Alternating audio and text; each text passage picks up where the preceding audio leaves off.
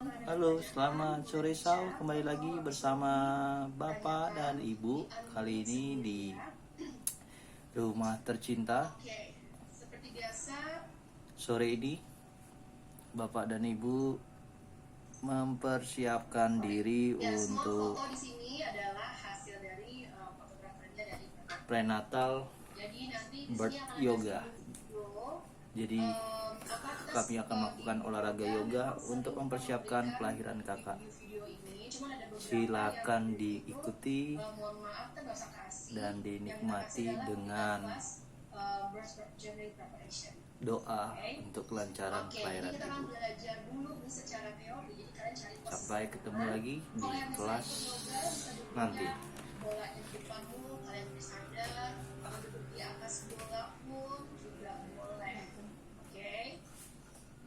Terus mungkin yang sudah sering lihat aku, Sinta, sering bertebaran di kelas-kelas tapi mungkin jarang ngajar.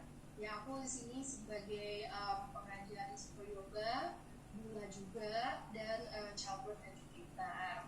Oke, dan aku di sini adalah OMP, ambassador. Nanti aku akan menjelaskan OMP itu apa. Oke, lalu di sini ada Ibu Prisil.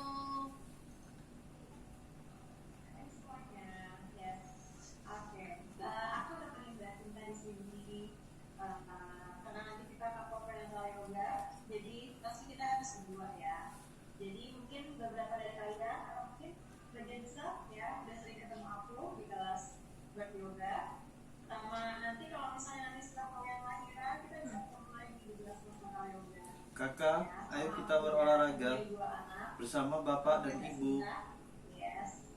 Dan Ayo berolahraga.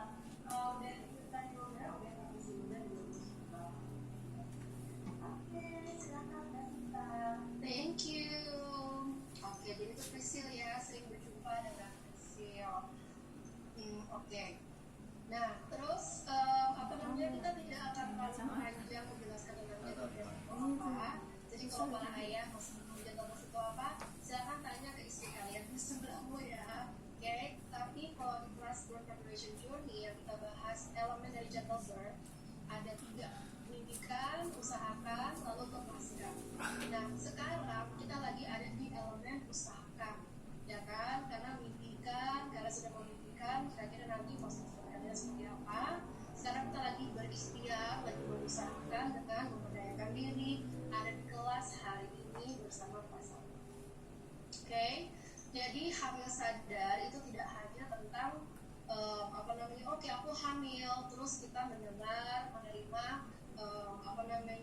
saran-saran dari orang, ya. Karena kita perlu kenali juga tubuh kita sendiri, nutrisi, dan juga bergerak dan berolahraga, serta juga istirahat. Oke.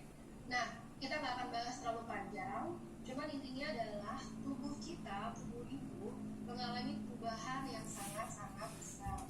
Ya, di gambar yang sisi kiri kita bisa melihat Masih ada pembekalan materi. Ya, bebas gitu ya, punya banyak ruang, banyak tempat. Lalu ada si dada kita. Yang rahim yang tadinya sekecil ini lereng membesar berapa puluh kali lipat. Oke. Jadi organ tubuh kita langsung berpindah tempat. Makanya kehamilan itu banyak sekali keluhan-keluhan karena emang berbagai macam perubahan dari sistem hormon, pernafasan, peredaran darah dan segala macamnya itu terjadi perubahan. Dan hanya di masa kehamilan aja terjadi kejadian yang sangat luar biasa, yaitu ada 2 sistem tubuh yang sangat sempurna di satu tubuh ibu sama tubuh janin, yaitu hanya terjadi di kehamilan. Oke.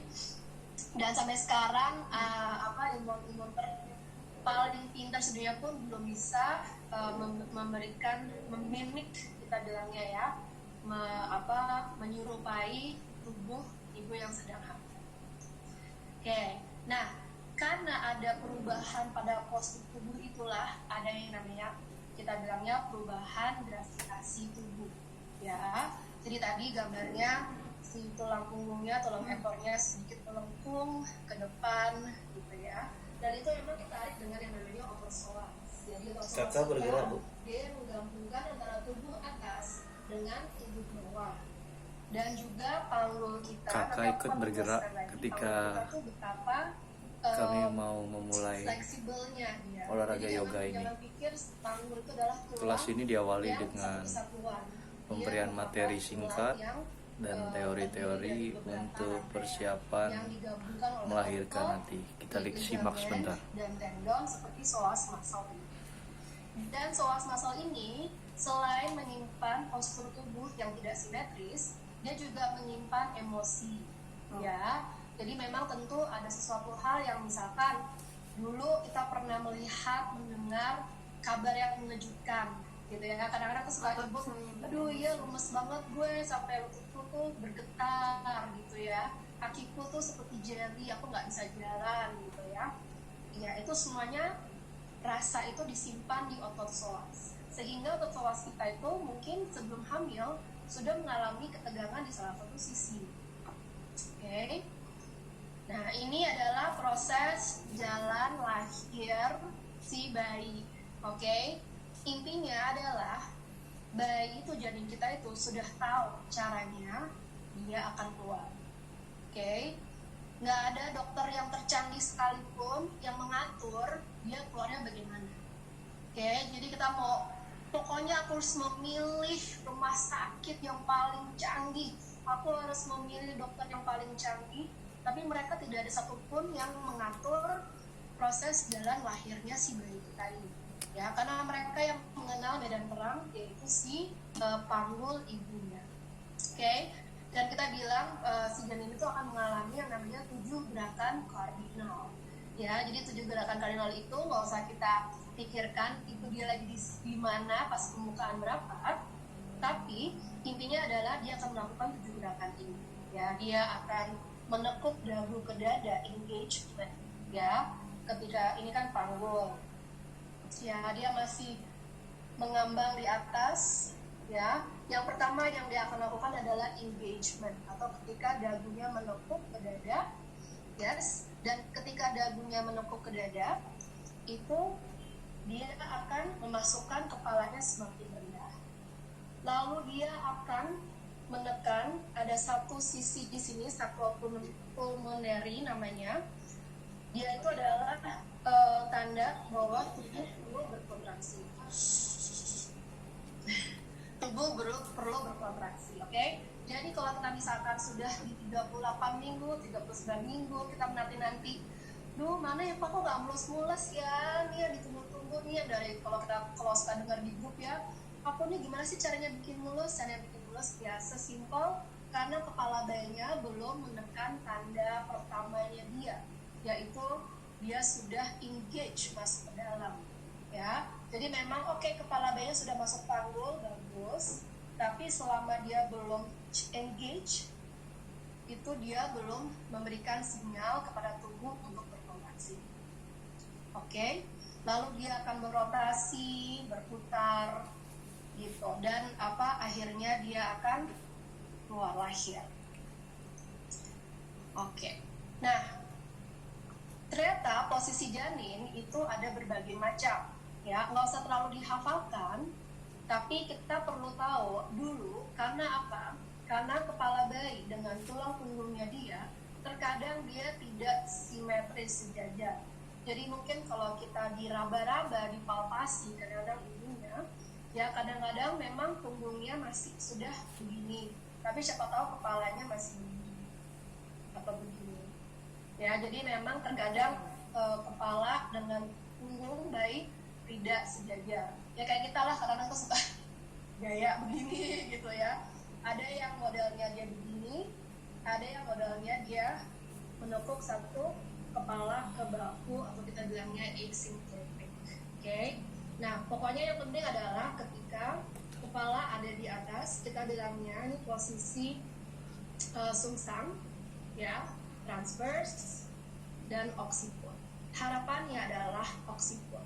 Ya, kalau misalkan kalian sudah di 28 minggu, 30 minggu, kepala bayinya belum turun, itu sesimpel kepala bayi itu lebih berat daripada badan. Mungkin kepala bayinya belum berat sehingga gravitasi belum bisa mendorong dia ke bawah. Jadi intinya adalah secara alami kepala bayi pasti akan berotasi ke bawah. Oke, jadi kalau ini aku masih 30 minggu tapi masih sungsang gitu. Ya sesimpel kepala bayinya belum berat aja sehingga gravitasi tidak bisa belum menurunkan kepalanya dia. Oke. Oke, dan yang paling ideal adalah ketika bayinya di bawah, kita bilangnya oksiput. Tapi oksiput pun ada berbagai macam berbagai macam tipe, ya. Ada yang ke kanan atau ke kiri bahu ibu, kita bilangnya transverse. Ya, ada yang wajah menghadap ke depan, kita bilangnya posterior. Ada yang wajah menghadap ke belakang, anterior. Oke. Selama belum ada kontraksi, bayi bebas untuk berotasi. Oke, di sini dia lebih baik daripada mulainya di sini atau di sini, gitu ya. Karena memang selama ini yang selalu kita tekankan adalah pastikan wajah bayi menghadap ke belakang atau kita bilangnya anterior. Ya memang wajah menghadap ke belakang itu memang lebih ideal karena nanti ketika dia lagi engagement, jadi ketika dagunya ditepuk ke dada, otomatis dia perlu berotasi ke belakang dulu. Oke, jadi harapannya adalah di 38 minggu, 39 wajahnya sudah di anterior mengarah ke belakang. Tapi memang sekitar 60-70% bayi pada umumnya dia memulai menghadap ke sisi kanan atau kiri bahu ibu. Oke. Dan kalau misalkan wajah bayi sudah menghadap ke belakang, ketika kita sudah di USG dan dokternya bilang aku udah gak kelihatan nih wajah bayinya, jangan diminta dia untuk aduh no, ibu kan pengen lihat wajah kamu, no ayo tunjukkanlah wajahmu, kan? Sedangkan kan bayi kita tuh sangat mendengar ibunya ya, dia sebenarnya sangat ingin membahagiakan ibunya. Akhirnya oh ya udah ibuku pengen lihat aku wajahmu, akhirnya dia balik lagi ke depan ke posterior. Sedangkan kalau udah di sini udah bagus tapi aduh susah nih di USG nih, apalagi kalau mau 4D gitu ya. Di sini kita diajarkan untuk bersabar. Bersabar ya ibu, pasti nanti juga akan terlihat wajahnya. Tapi kalau sudah di 35, 36, aduh nih bu agak susah nih di USG wajahnya nggak kelihatan, kita malah harus bersyukur dan berterima kasih sama bayi karena artinya kita sudah memposisikan tubuh kita dengan baik dan bayinya itu juga memposisikan dirinya dengan baik. Oke, dan posisi janin optimal pun ini yang suka kadang-kadang dibilang sama dokter panggul ibu kecil, ibu punya panggul kecil, janin ibu besar, ya, atau sesimpel kepala janinnya besar sehingga kayaknya susah untuk masuk panggul ibu, gitu ya. Sebenarnya sih mungkin dokternya pengen menjelaskan lebih panjang lebar, tapi mungkin nggak ada kesempatan kali ya karena banyak pasien di luar. Jadi dijelaskannya yang sesimpel seperti itu. Oke, jadi sekarang aku yang menjelaskan ya. Jadi kita selalu bilang bahwa bayi itu, janin itu sudah diciptakan sepaket sama panggul ibu, ya. Kecuali kalau ibunya itu memiliki malnutrisi, gitu ya, atau komplikasi-komplikasi kesehatan yang lainnya. Tapi secara umum janin itu sebenarnya sudah sangat cocok dengan panggul ibu. Oke. Dan kita perlu tahu bahwa panggul ibu itu sangat fleksibel, dia bisa membuka atas, membuka bawah. Jadi ini ada dua ilium blade kita bilangnya. Terus ini ada sakrum dan tulang ekor. Sakrum dan tulang ekor pun juga bisa bergerak. Ya nanti kita akan membahas tentang pergerakan panggul ibu, ya. Nah, ketika panggul kita sudah sangat mumpuni, kepala bayi pun juga bisa sangat fleksibel, ya. Kalau yang ideal adalah kita mengharapkan dia menekuk dagu ke dada. Ketika dia menekuk dagu ke dada, oksiputnya dia yang di belakang sini ini adalah yang pertama kali keluar, ya. Dan ini ideal karena apa? Karena diameter oksiputnya dia itu sekitar 9,5 cm, sedangkan jalur ibu lebarnya 10 cm. Ya, jadi kalau misalkan bayinya sekitar 3 sampai 3,5, ketika dia menekuk dagunya itu ya lolos-lolos aja gitu ya. Tapi ada kalanya bayinya tuh nggak flexion, dia mungkin sedikit tegak wajahnya. Ketika tegak, akhirnya yang pertama kali keluar itu adalah tingkat kepalanya yang lebih lebar ya. Kalau misalkan bayinya di bawah 3 kilo, misalkan 2,7, mungkin ketika dia lagi tegak seperti ini, dia cuma selebar 9 cm atau 9,5, ya lolos-lolos aja ya. Apalagi kalau bayinya tengadah, kita bilangnya sunny side up. Ketika tengadah pasti lebar kepalanya lebih besar lagi. Oke, jadi kadang-kadang dokter itu lebih nyaman kalau ibunya itu nggak terlalu besar bayinya. Jadi dengan harapan kalau kepalanya nggak terlalu menekuk, dia lagi lurus atau tengadah, bisa lolos lewat. Gitu, oke. Nah, tapi ternyata kita si ibu sebagai pemilik rumah, pemilik panggul, itu sebenarnya bisa membantu mengoptimalisasikan posisi janin. Ya, nanti habisnya aku akan menjelaskannya. Oke, sampai sejauh ini sudah jelas? Kalau ada yang mau ditanya, silahkan. Oke. Nah, jadi terciptalah yang kita namakan dengan OMP ini. OMP adalah Optimal Maternal Positioning. Kita sudah tidak pernah membahas lagi tentang optimal janin positioning, optimal fetal positioning lagi. Karena apa? Karena kita terlalu membebankan semua tanggung jawabnya kepada si bayi. Ya, jadi selama ini kita selalu bilang, ayo wajahnya menghadap ke belakang, dagunya ditekuk ke dada, gitu ya. Dan kita tuh menaruh banyak sekali pertanggungjawaban kepada dia. Sedangkan dia sebenarnya sudah tahu gimana caranya keluar, dia sesimpel tidak diberikan ruang saja oleh pemilik panggulnya. Oke? Jadi yang kita lakukan sekarang adalah untuk mengoptimalisasikan posisi ibu. Ya, tugas janin pada kehamilan adalah mencari jalan waktunya, dan untuk pada persalinannya adalah untuk memutar tubuhnya yang sesuai dengan panggul ibu. Oke, nah si ibu ini sebagai pemilik panggul bertugas selama teorinya sangat bermanfaat untuk ibu tempatnya secara dalam kondusif memberikan jalur lahir untuk kakak. Oke, jadi bedanya di sini kita mengembalikan kuasa kepada si ibu. Jadi udah nggak ada lagi tuh mitos-mitos lagi hamil ibunya tiduran aja, lagi persalinan kontraksi tiduran aja, gitu ya. Karena memang kalau kita tiduran aja, ya bayinya aja yang dia berusaha sendiri, tidak kerjasama dengan si ibu janinnya. Oke, jadi OMP ini adalah dari IVF Professional Association di Singapura yang diprakarsai oleh Jimmy Peng. Dia adalah seorang doula dan childbirth educator, mentor kami di Birth With You, dan juga dia kerjasama dengan seorang chiropractor. Jadi gerakan-gerakan yang dilakukan itu memang jadi sudah nanti kami kembali lagi ketika oleh mereka berdua. Oke, yoga jadi sudah gerakan ini dimulai. adalah untuk membantu Sampai jumpa si bayi lagi di melakukan sesi gerakan yoga terminal nanti. nutrition. Dadah. Oke.